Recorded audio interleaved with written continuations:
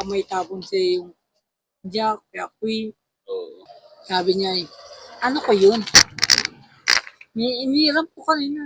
Kay, ano ko yun, yung kapatid ko yun. Okay, tapos, sabi po ko sa kanya, ano nakasuot sa kanya yung big bike? Nag-i-vape ka pa, hanip na ito.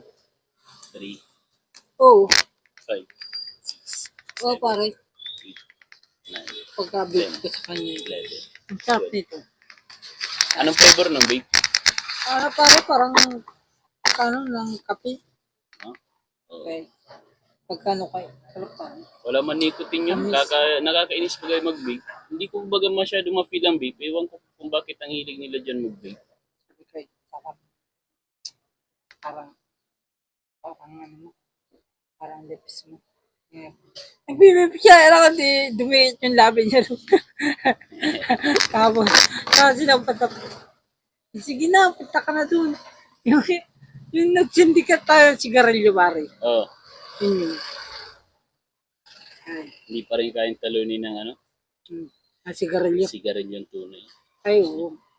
Marami nagsasabi niyan pare, masarap daw ang ang sigarilyo talaga. Kasi ang beef daw yan daw yan. Parang, ano lang yan, purmahin lang daw yan. Bagay, ano. Pero sigarilyo hindi.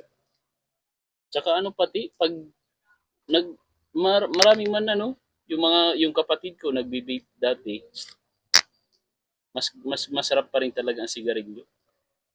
Daming ano. Mari ko yun. Masarap ba? Tiyawag ka. Mas masarap tayo dyan. Pag tayo. Pag na ganun, naku, na ito na yun. Masarap nga.